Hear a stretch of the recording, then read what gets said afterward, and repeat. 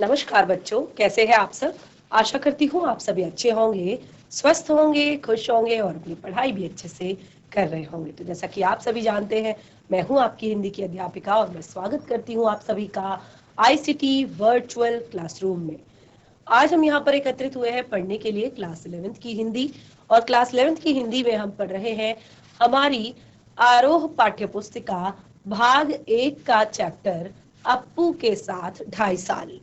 तो ये जो आपकी यहाँ पर ये जो आपका चैप्टर है, ये सत्यजीत राय जी द्वारा लिखा गया एक पाठ है। और सत्यजीत राय जी ने ये जो पाठ है ये पथेर पांचाली जो उनकी मूवी है जिसका वो डायरेक्शन कर रहे थे, तो उस फिल्म को बनने में, उस फिल्म को बनाने में जो जो उनको अनुभव हुए, जो भी उन्होंने यहाँ पर सोचा, वो सारी चीजें उन्होंने इस पाठ में लिखी है। तो आप देख सकते हैं चैप्टर का नाम दिया है अप्पू के साथ 2.5 साल। तो काफी कुछ चीजें हमने लास्ट सेशन में इस बारे में पढ़ ली थी कि क्यों सत्यजीत राय जी को इस फिल्म को बनाने में 2.5 साल का समय लगा। देखिए, अगर हम फिल्मी दुनिया के बारे में सोचें, जैसे हमने लास्ट सेशन में काफी सारी चीजें पढ़ी कि ये पथेर पांचाली फिल्म को बनने में 2.5 साल क्यों लगे। तो इसके यहाँ पर रीजन दिए गए थे, कई सारे रीजन दिए हैं सत्यजीत राय जी द्वारा। सबसे पहले उन्होंने ये बताया कि रोज शूटिंग नहीं होती थी। वो क्यों नहीं होती थी? क्योंकि लेखक तब एक विज्ञापन कंपनी में काम करते थे और जब जब उन्हें नौकरी से फुर्सत होती थी तो उस समय वो फिल्म को शूट किया करते थे, यानी कि समय की कमी। ये सबसे बड़ा एक पॉइंट था।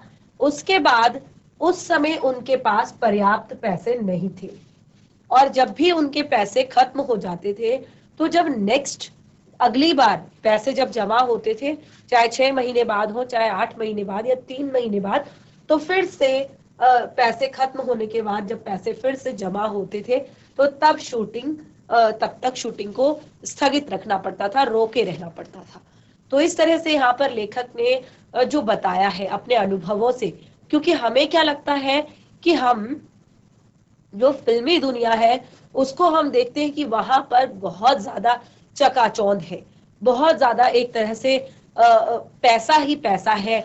लेकिन ये सारी चीजें सच नहीं है। काफी सारी परेशानियां उठानी पड़ती हैं एक फिल्म की शूटिंग के लिए, बहुत सारी प्रॉब्लम्स का सामना करना पड़ता है। तो आपने अभी तक इसमें जो जो चीजें पढ़ी उसमें आपने काफी चीजें समझ ली होंगी कि किस तरह से शूटिंग करने से पहले एक बहुत बड़ा आयोजन किया जाता है, यानी कि सिलेक्शन होता है जहां पर जो मूवी में जो पात्र है, यानी कि फिल्म के जो पात्र है, जो अभिनेता अभिनेत्री है, उनका सिलेक्शन किया जाता है और उसके बाद ये सारी चीजें शुरू होती है। तो लेखक ने सबसे पहले, जैसे चैप्टर का नाम ही है अप्पू के 2.5 साल, तो जो अप्पू नाम का लड़का था इस बंगाली फिल्म में, तो उसका जो पात्र था उसके लिए सही एक लड़का नहीं मिल पा रहा था। उन्होंने काफी सारे लड़कों के इंटरव्यू लिए, काफी सारे लड़कों का उन्होंने यहाँ पर एक तरह से काफी सारे लड़कों को, बच्चों को इंटरव्यू में बुलाया। और लेकिन उनके जो वहां पर उन्होंने एक बात भी हमें बताई थी कि एक सज्जन तो अपनी बेटी को बाल कटवा कर बॉय कट बनवा के, मतलब एक लड़के के रूप में उन्होंने अपनी बेटी को वहां पर शूटिंग के लिए वहां पर लाए थे। तो इस तरह से काफी सारी परेशानी हुई उनको फिल्म में। जो अप्पू था 6 साल का बच्चा, उसके के लिए जो लड़का ढूंढने में। उसके बाद दूसरी चीजें यहाँ पर उतने जो दुर्गा थी, यानी कि अप्पू की जो एक बहन है, उसके बारे में बताया। उसके लिए भी काफी सारी चीजें यहाँ पर ढूंढनी पड़ी। तो लेखक कहते हैं कि बच्चे उनकी फिल्म में पहले उन्होंने 2 अच्छी बातें बताई हैं कि क्या कुछ केवल अच्छा था उनकी फिल्म में। तो 2 चीजें उनकी फिल्म में अच्छी थी कि एक तो क्योंकि 2.5 साल का समय काफी ज्यादा होता है। अगर आप एक 2.5 साल के बच्चे को मूवी के लिए साइन करते हैं और आज 2.5 साल बाद वो 5 साल का हो जाता है, तो ये काफी लंबा गैप है, काफी इसमें काफी सारे चेंजेस एक बच्चे में आ जाते हैं, उसकी हाइट बढ़ जाती है, उसकी हेल्थ अच्छी हो जाती है, और कई बार वो पहचानने में थोड़ा सा अलग लगने लगता है। तो यहाँ पर लेखक कहते हैं कि केवल 2 चीजें मेरे साथ अच्छी हुई इस मूवी को बनाने में।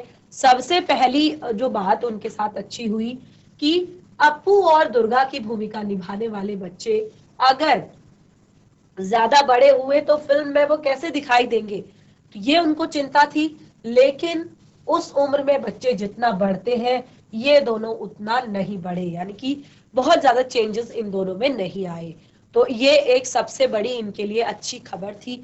और दूसरी, एक 80 साल की उम्र की जो चुन्नी बाला देवी यहाँ पर ठाकुरन की भूमिका जो निभा रही थी, 80 साल की महिला, वो भी 2.5 साल तक उनको भी कुछ नहीं हुआ, वो भी आराम से काम करती रही। तो ये केवल दो चीजें अच्छी थी उनकी मूवी में। बाकी कैसे उनको 2.5 साल का समय लग गया, क्या क्या चीजें उन्हें करनी पड़ी इस मूवी के लिए, वो भी हमने यहाँ पर पढ़ा था। तो सबसे पहले लेखक कहते हैं कि शूटिंग की शुरुआत में ही गड़बड़ हो गई थी। अप्पू और दुर्गा को लेकर जब वो 70 मील प्लासिड नामक एक गांव पर आए, जहां पर उन्होंने कांच के फूलों के साथ चलती हुई ट्रेन का शूट करना था, यानी कि ये दिखाना था कि यहाँ पर बच्चे पहली बार ट्रेन देख रहे हैं, ये सीन उनको दिखाना था कि बच्चे जो है पहली बार ट्रेन देख रहे हैं, और एक दिन में ये शूटिंग पूरा होना मुमकिन नहीं था, और इस काम में कम से कम 2 दिन लग सकते थे। तो जब एक दिन की शूटिंग खत्म हुई, तो उसके बाद जब पैसे खत्म हुए, जब आधा भाग चित्रित किया गया और पैसे खत्म हो गए, तो जब 7 दिन बाद दोबारा शूटिंग हुई, यानी कि अभिनेता अभिनेत्री क्योंकि सब इस क्षेत्र में नए थे, तो सबको थोड़ा सा अलग लग रहा था, सबको कंफर्ट फील कराने के लिए 7 दिन बाद जब शूटिंग फिर से शुरू की गई, तो क्या हुआ कि लेखक कहते हैं कि हम उस जगह को पहचान ही नहीं पाए, क्योंकि वहां पर 7 दिनों के बीच जानवरों ने वो सारे कांस के फूल खा डाले थे। तो ये सबसे बड़ी प्रॉब्लम जो है शुरुआत में ही हो चुकी थी। उसके बाद अब उस जगह के जो आधा सीन था उसकी शूटिंग जो है वो अगले साल करनी थी, क्योंकि जो अगले साल जो शरद ऋतु में ही फिर से कांस के जो फूल है उससे जो मैदान है वो भर गया था, और अब रेलगाड़ी के शॉट्स वहां पर लेने थे। और देखिए रेलगाड़ी के शॉट्स लेने के लिए भी, क्योंकि ये काफी लंबा सीन था, तो केवल एक रेलगाड़ी से काम चलने वाला नहीं था, काफी लंबा सीन था, तो रेलगाड़ी तो सू करके आती है और चली जाती है, तो ये जो सीन था ये काफी लंबा था, तो इसीलिए उस समय पर भी उन्हें काफी दिक्कतों का सामना करना पड़ा, यानी कि एक ही सीन को 3 अलग अलग ट्रेनों के साथ उन्हें फिल्माना पड़ा। और सबसे एक मेन बात यहाँ पर थी कि जब गाड़ी की शूटिंग की जगह पर आते आते जो बॉयलर है उसमें कोयला डालना जरूरी था, क्योंकि कांच के फूल जो है सफेद होते हैं और उनके बीच से काला धुआं निकले, और सफेद कांच के फूलों की पृष्ठभूमि पर काला धुआं नहीं आया तो दृश्य कैसे अच्छा लगेगा। तो देखिए ये चीजें उनके साथ यहाँ पर हुई थी। और दूसरी सबसे मेन बात, काफी सारे पॉइंट्स हमने डिस्कस किए थे, तो सबसे दूसरी मेन बात थी पंथेर पांचाली फिल्म में जब ये सीन दिखाया गया तो किसी को भी ये लगा नहीं कि हम 3 अलग अलग रेलगाड़ियों का इस्तेमाल वहां पर कर रहे हैं। ये सारी चीजें लेखक ने उस समय बताई। अब एक सबसे मेन जो पॉइंट था वो था आर्थिक अभाव, यानी कि पैसे की कमी। उस समय पर पैसा बहुत ज्यादा नहीं था, और देखिए क्योंकि एक फिल्म अगर आप बना रहे हैं तो फिल्म में कम से कम अगर 20-30 पात्र भी हैं, साथ में आपके कैमरामैन है, आपके साउंड रिकॉर्डर है, आपके बाकी जो लोग हैं, तो उन सब के लिए रहने खाने की व्यवस्था, ये सारी चीजें एक निर्देशक को, एक डायरेक्टर को ही देखनी होती है। तो ये सारी चीजों के लिए पैसा चाहिए होता है, और लेखक कहते हैं आर्थिक अभाव के कारण बहुत दिनों तक हमें अलग अलग समस्याओं से जूझना पड़ा, यानी कि अलग अलग समस्याएं उनके जीवन में इस तरह से आती रही पंथेर पांचाली फिल्म की शूटिंग में। अब देखिए एक और मेन पॉइंट तब आया जब उनको एक गांव में जाना था और वहां पर उन्होंने फिल्म का दृश्य दर्शाना था। वो ऐसा था कि अप्पू की जो माँ है सर्वजया, वो अप्पू को भात खिला रही है और जो उनका कुत्ता है वो दरवाजे के सामने आंगन में बैठकर अप्पू का भात खाना देख रहा है और अप्पू जो है वहां पर खेल रहा है तीर कमान से और साथ में उसकी माँ उसे खाना भी खिला रही है। इस तरह से बार बार अप्पू की माँ जब वो तीर से कमान छोड़ता है, कमान से तीर छोड़ता है तो वो उसको लेने दौड़ता है, फिर अप्पू की माँ उसके पीछे दौड़ती है, उसको जबरदस्ती खाना खिलाती है। अब लेकिन क्योंकि बच्चों का जब मन भर जाता है, जब वो खाना खाना छोड़ देते हैं तो इस माँ को पता चल जाता है, क्योंकि माँ है उसको पता है कि उसका बच्चा कितना खाएगा। तो अब अप्पू की माँ, क्योंकि अप्पू अब खेल में मग्न हो चुका है, तो अब अप्पू की माँ को पता चल चुका है कि अब वो खाना नहीं खाएगा, अब वो खाना नहीं खाएगा। और इस तरह से उन्होंने भूलो कुत्ता जो था वो वहां पर खड़ा था। और अब अगला सीन था कि जो अप्पू की जो माँ है सर्वजया, वो थाली का बचा हुआ भात एक गमले में डालेगी और भूलो वो भात खाएगा। तो पहले दिन केवल उसी सीन की शूटिंग हो पाई और अगला जो ये वाला सीन था भात को गमले में डालने वाला, ये सीन जो है नहीं हो पाया। लेकिन फिर उसके बाद सूरज की रोशनी भी खत्म हो चुकी थी और लेखक कहते हैं कि जो पैसा हमारे पास था वो भी खत्म हो चुका था। इस तरह से यानी कि सूरज की रोशनी खत्म हुई और उसी के साथ लेखक कहते हैं हमारे पैसे भी खत्म हो गए। फिर 6 महीने का इंतजार करना पड़ा पैसे इकट्ठा करने के लिए और फिर उसी गांव में जाकर उसी सीन का जो बाकी अंश था उसे चित्रित करना था। लेकिन वहां गए तो एक सबसे खतरनाक समाचार मिला कि जो भूलो कुत्ता था वो अब इस दुनिया में नहीं रहा। तो ये सबसे बड़ी शॉकिंग न्यूज थी कि देखिए जो इंसान होते हैं उनको ट्रेन किया जा सकता है, लेकिन एनिमल्स को ट्रेन करना थोड़ा सा मुश्किल होता है शुरुआत में।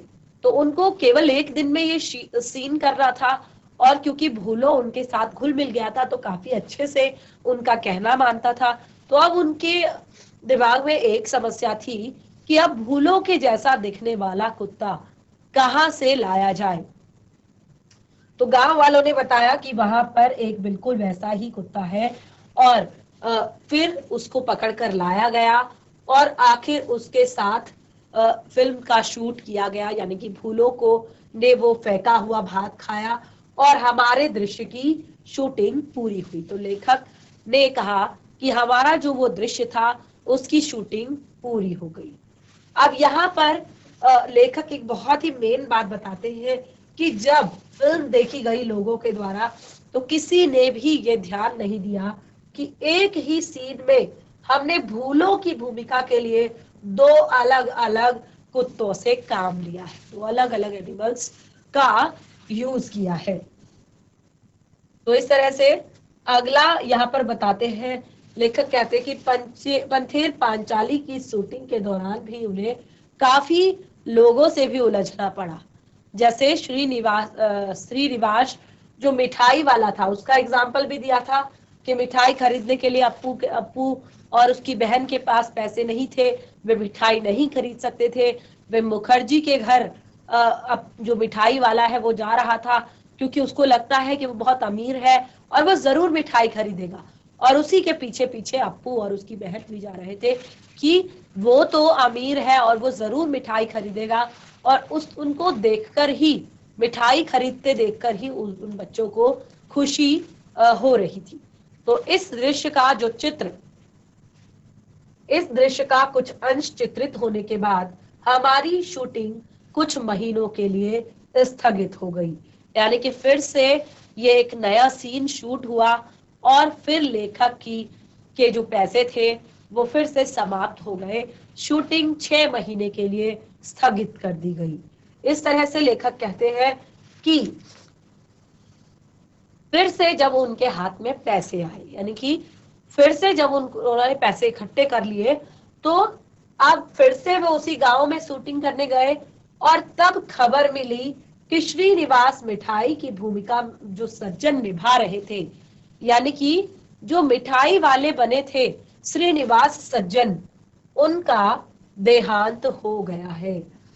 तो ये सबसे दुखद बात उनके लिए थी कि अब श्रीनिवास का मिलता जुलता दूसरा आदमी कहां से मिलेगा।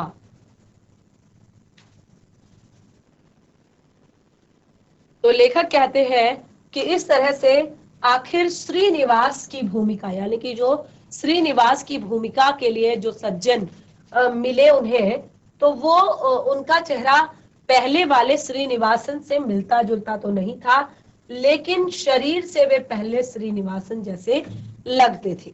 तो लेखक कहते हैं कि उन्हीं पर हमने दृश्य का बाकी अंश चित्रित किया, यानी कि उनको पीछे से शूट किया, पीछे से उन्हें दिखाया और चेहरा उनका दिखाया जो पहले वाले श्रीनिवास थे। तो इस तरह से आपने मूवी में देखा होगा ना कि जो डबल रोल दिखाया जाता है, आपने देखा है कभी सेम सेम जो मूवी में देखते हैं कि डबल रोल होता है, किसी भी जो अभिनेता होता है या अभिनेत्री होती है उसका डबल रोल दिखाया जाता है, दो दो। तो ये कैसे किया जाता है? जब उन दोनों को कभी भी सामने से नहीं दिखाया जाता। आज के टाइम में तो अब सीन भी जोड़ दिए जाते हैं, लेकिन पहले के समय में होता था कि कभी भी उन्हें सामने से नहीं दिखाया जाता था। जब इस वाले से बात की जा रही है तो इधर की इसकी पीठ से कैमरा दिखाया जा रहा है, और जब इस वाले का चेहरा दिखा रहा है तो उसकी पीठ की तरफ से कैमरा दिखाया जाता था।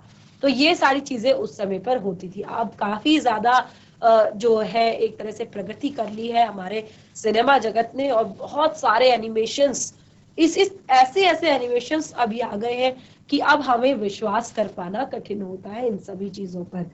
तो लेखक कहते हैं कि फिल्म में दिखाई देता है कि एक नंबर श्रीनिवास वन से बाहर आता है और अगले शॉट में वो 2 नंबर श्रीनिवास कैमरे की ओर पीठ करके, क्योंकि अब शूटिंग की गई है पीछे से, क्योंकि जो मिठाई वाला है वो अब मुखर्जी को मिठाई बेच रहा है, तो मुखर्जी को सामने से दिखाया जाता है और कैमरे वाले की जो मिठाई वाला है उसकी पीठ दिखाई जाती है। तो इस तरह से मुखर्जी के घर के गेट के अंदर वो चला जाता है। और पथेर पांचाली फिल्म अनेक लोगों ने एक से अधिक बार देखी, लेकिन श्रीनिवास के मामले में यह बात किसी के ध्यान में नहीं आई, ऐसा मैंने नहीं सुना। लेखक कहते हैं कि किसी को भी ये बात ध्यान में नहीं आई कि ऐसा क्यों दिखाया गया है। तो काफी सारी मुसीबतों से, काफी सारी परेशानियों से और काफी सारे अड़चनों के बाद लेखक ने ये जो फिल्म है इसको बनाया। अब यहाँ पर लेखक कहते हैं कि इस श्रीनिवास के सीन में एक शॉट के वक्त हम बिल्कुल तंग आ गए थे, और वह भी उस भूलो कुत्ते की वजह से। छोटे से पुकर के पास मिठाई वाला खड़ा है और इस पार अपने घर के पास अप्पू और दुर्गा मिठाई वाले की ओर ललचाई नजरों से देख रहे हैं।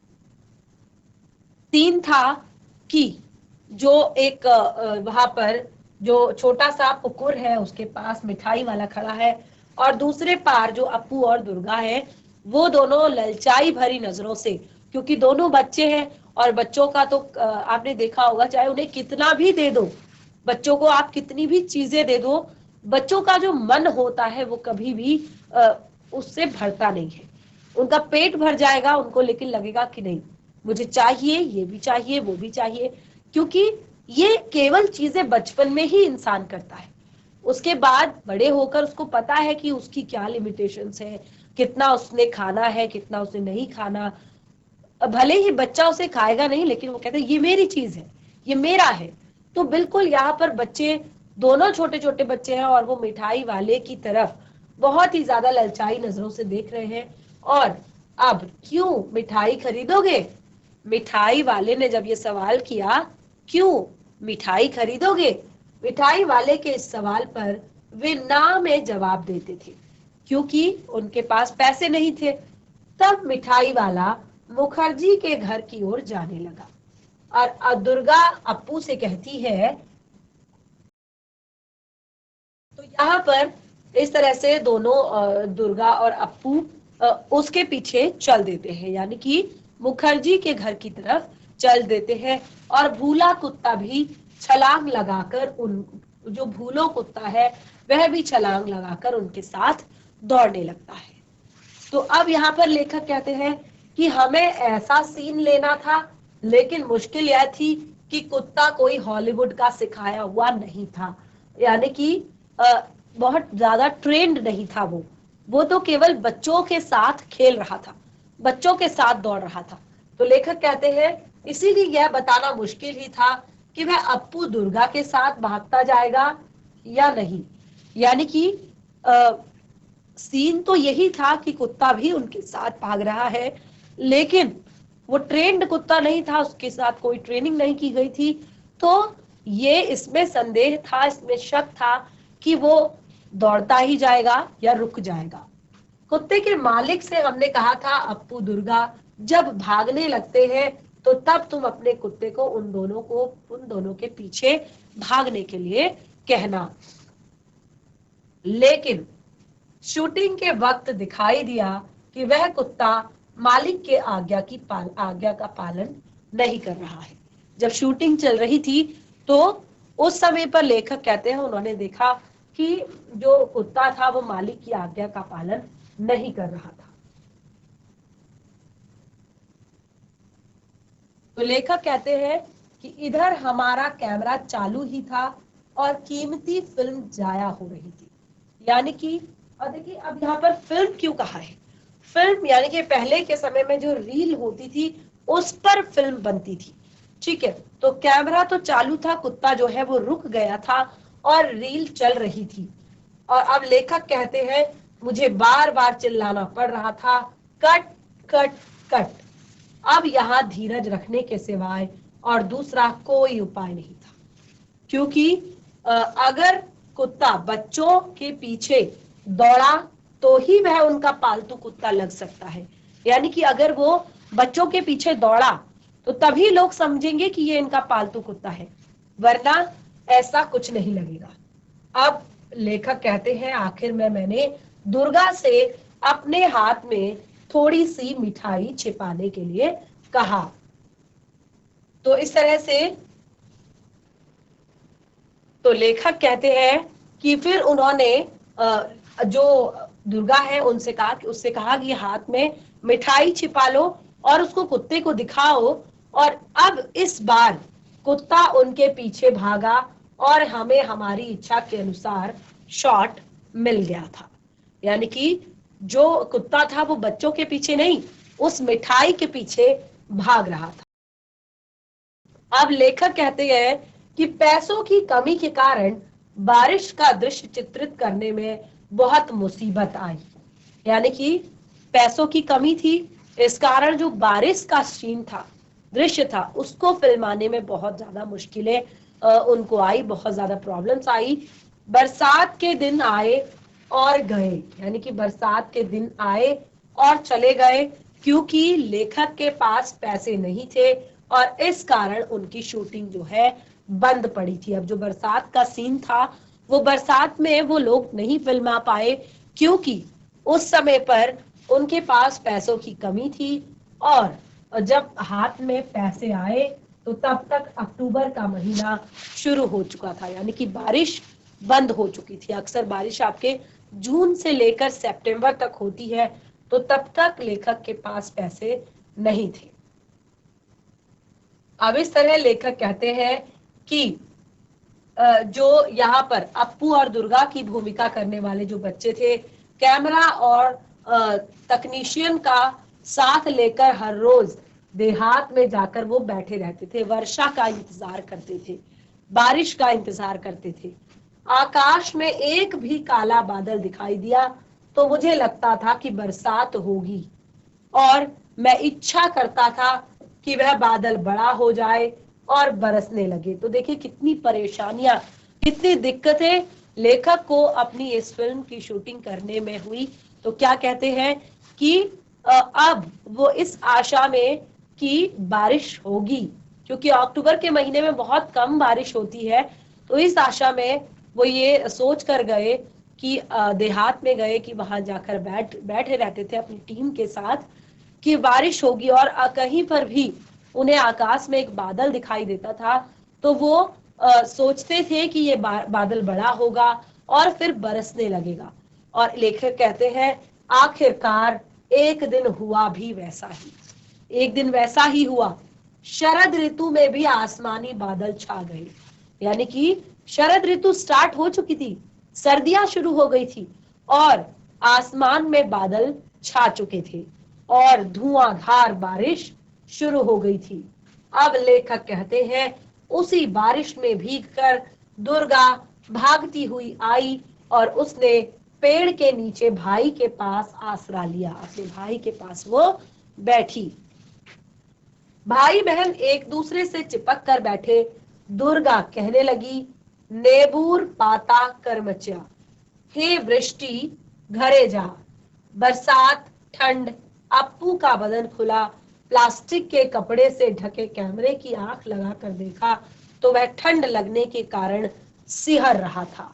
तो लेखक कहते हैं कि क्योंकि बच्चा ही तो था छोटा सा, और जब वो शूटिंग कर रहे थे उनको इसी तरह का सीन दिखाना था कि अप्पू ने जो है कपड़े नहीं पहने हैं, और क्योंकि सर्दियां थी, बरसात हो रही थी, ठंड लग रही थी, अप्पू के कपड़े बदन पर नहीं थे, बदन खुला हुआ था। इस कारण लेखक कहते हैं मैंने कैमरे से देखा कि अप्पू जो है ठंड से सिहर रहा है, उसे ठंड लग रही है। और इस तरह शॉट पूरा होने के बाद दूध में थोड़ी सी ब्रांडी मिलाकर दी और भाई बहन का शरीर गर्म किया, यानी कि बच्चों को ठंड लग चुकी थी तो दूध में थोड़ा सा ब्रांडी मिलाकर उन दोनों को दी। जिन्होंने पंथेर पांचाली फिल्म देखी है वो जानते हैं कि शॉट बहुत अच्छा चित्रित हुआ है। जिन लोगों ने ये पंथेर पांचाली फिल्म देखी है वो बता सकते हैं कि जो ये शॉट है बहुत ही सुंदर चित्रित किया गया है इसे। अब अगली बात बताते हैं।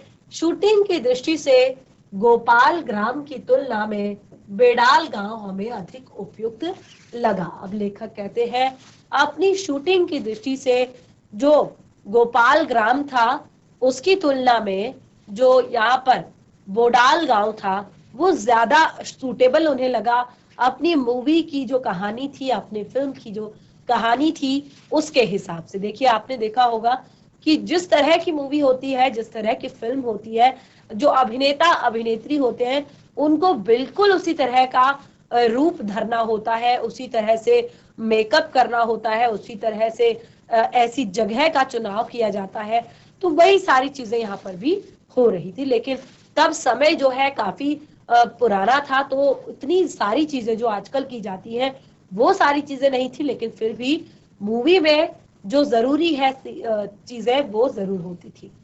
अप्पू दुर्गा का घर, अप्पू का स्कूल, गांव के मैदान, खेत, पुकुर, आम के पेड़, बांस की झुरमुट, ये सभी बेडाल गांव में आसपास हमें मिली। यानी कि उन्हें जिस तरह का गांव दिखाना था वो सारी चीजें इस गांव में थी। एक स्कूल, अप्पू का घर, घर के लायक जो एक घर भी था छोटा सा, पास में एक स्कूल भी था और गांव के बड़े बड़े मैदान भी थे और आम के पेड़ भी थे, पुकुर भी थे, बांस की झुरमुट भी थी। तो इस तरह की सारी चीजें जो है उन्हें बेडाल गांव में मिली और अब उस गांव में बिजली आ गई है, पक्के घर, पक्के रास्ते बने हैं और उस जमाने में वो नहीं थे। लेखक कहते हैं कि जब वो अपने इस पाठ को लिख रहे हैं कहते हैं कि अब तो उस गांव में सड़क आ गई है, बिजली आ गई है और अब पहले ही वो सारी चीजें वहां पर नहीं थी, वहां पर पक्के रास्ते थे और बिजली है। तो अब लेखक कहते हैं उस गांव के बारे में कि उस गांव में हमें बहुत बार जाना पड़ा, कई बार, क्योंकि शूटिंग करनी थी और वही बहुत अच्छी लोकेशन उन्हें मिली थी शूटिंग करने के लिए, तो बहुत बार रहना भी पड़ा, इसीलिए वहां के लोगों से हमारा परिचय भी हुआ। लेखक कहते हैं क्योंकि बार बार उस गांव में आना जाना था और कई बार वहां रुकना भी पड़ता था शूटिंग के लिए। तो इसीलिए वहां गांव के जो लोग हैं उनसे लेखक कहते हैं हमारा कुछ परिचय भी हो गया। और उन लोगों में एक बहुत ही अद्भुत सज्जन थे, उन्हें लेखक कहते हैं कि हम सुबोध दा कहकर पुकारते थे। उस गांव के लोगों में एक बहुत अच्छे सज्जन थे जिनको सुबोध दा कहकर पुकारते थे। वे 60-65 साल के थे, उनका माथा गंजा था और वे अकेले ही एक झोपड़े में रहते थे। दरवाजे पर बैठकर खुद से ही कुछ ना कुछ बड़बड़ाते रहते थे और हम उस गांव में एक फिल्म की शूटिंग करने वाले हैं यह जानकर वो बहुत ज्यादा गुस्सा हो गए थे। लेखक कहते हैं कि शुरुआत में जब उन्हें पता चला कि हम इस गांव में एक फिल्म की शूटिंग करने जा रहे हैं तो वो बहुत ज्यादा गुस्सा हो गए, बहुत ज्यादा क्रोधित हो गए। और लेखक कहते हैं कि वे हमें देखते ही चिल्लाने लगते थे, फिल्म वाले आए हैं, फिल्म वाले आए हैं। और इस तरह से वो अपना गुस्सा जो है दिखाते थे। और लेखक कहते हैं कि जब वो काफी समय से बीमार थे तो सुबोध दा से हमारा अच्छा परिचय, यानी कि बाद में वो उनका अच्छा परिचय हो गया था, आपस में उनकी अच्छी बातें हो गई थी। वो समझने लगे थे कि किस तरह की फिल्म की शूटिंग यहाँ पर की जा रही है।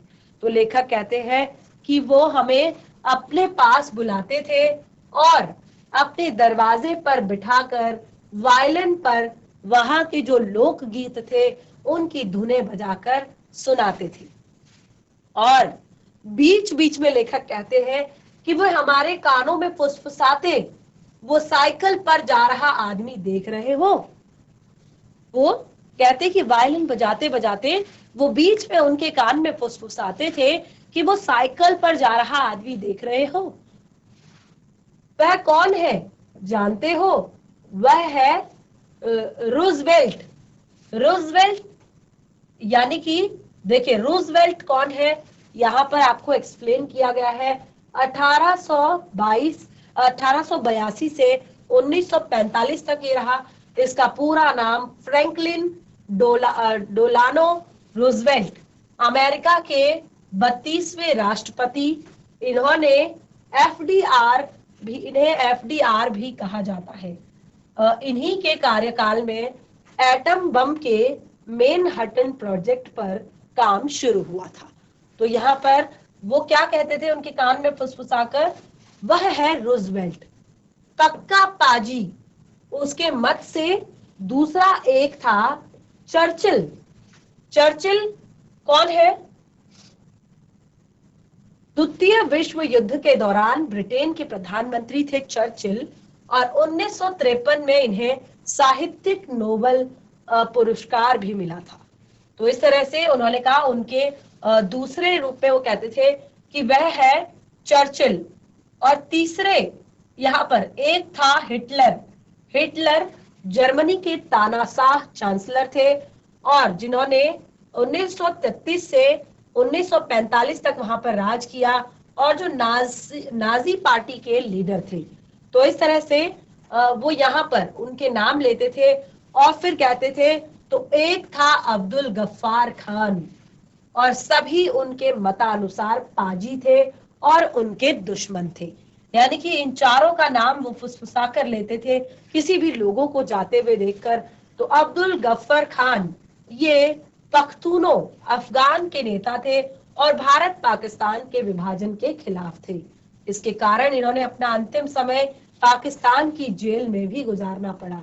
इन्हें सीमांत गांधी के नाम से भी जाना जाता है। तो इस तरह से काफी कुछ उन्होंने यहाँ पर लेखक को बताया, काफी सारे जो हिंट्स थे, काफी सारी चीजें, काफी नॉलेज उन्होंने लेखक को दी इस तरह से वहां पर।